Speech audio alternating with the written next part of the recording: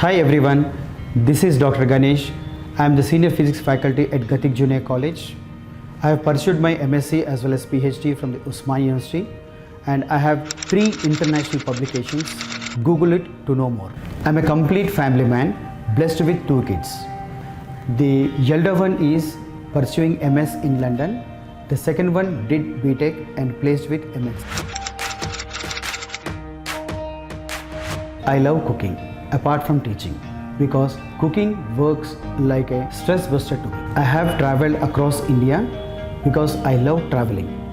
After retirement, I want to explore the other parts of the world as well.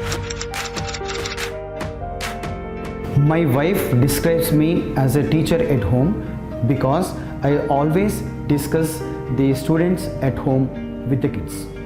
And I am famous in solving the day-to-day questions of the children in the classroom. My both sons treat me as a friend. I think this is the biggest achievement as a teacher as well as a father.